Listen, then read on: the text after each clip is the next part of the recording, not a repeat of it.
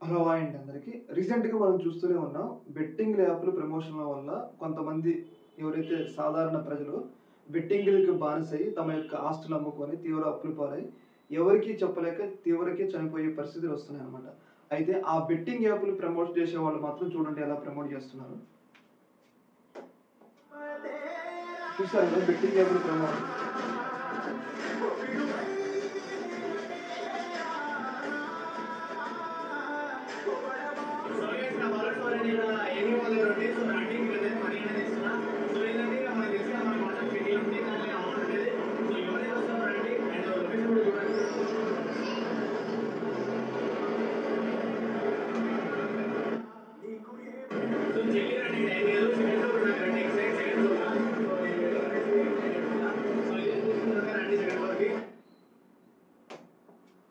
చూసారు గదా! మనం బెట్టింగ్ యాప్‌లకి బానిసై సూసైడ్ చేసుకునే ఫ్యామిలీని జూసినాం. రకరకాల ఇబ్బందులు ఎదుర్కొనే వాళ్ళని జూసినాం. కాకపోతే ఈళ్ళెందుకు బెట్టింగ్ యాప్‌లకి బానిసవుతున్నారంటే, ఇలాంటి ఇన్‌స్టా స్టార్‌ల వల్ల ముందు డబ్బుల ఆశ చూపించి చూసారు గదా! ఆయన ఏమంటుండు అంటే, "నేను ఏఎంబీ మాల్‌లో ఉన్నా. మీరిక్కడికి రండి. నేను కొంతసేపట్లో డబ్బులు ఇసిరేస్తా" అని జెప్పేసి పెద్ద స్థాయిలో ఇన్‌స్టా ద్వారా ప్రచారాన్ని అయితే నిర్వహిస్తా ఉన్నారు. అంటే దీనివల్ల ఏంటంటే అక్కడికి ఒకవేళ జనాలు పెద్ద ఎత్తున వచ్చారనుకోండి, తొక్కిసలాట జరిగిందనుకోండి, అంటే సంజయ్ థియేటర్ లాగా ఒకవేళ తొక్కిసలాట జరిగిందనుకోండి, దానికి హూ ఈస్ రెస్పాన్సిబిలిటీ?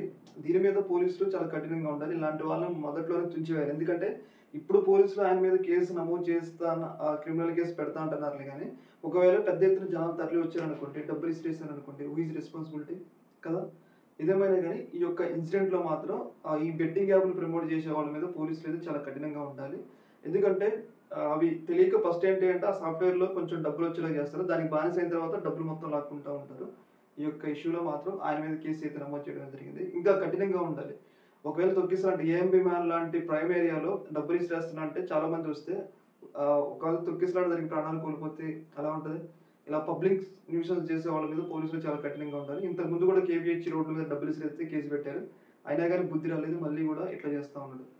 ఈ యొక్క ఇష్యూ మీద మీ యొక్క అభిప్రాయం తెలియజేయండి. ఓకే. Thank you.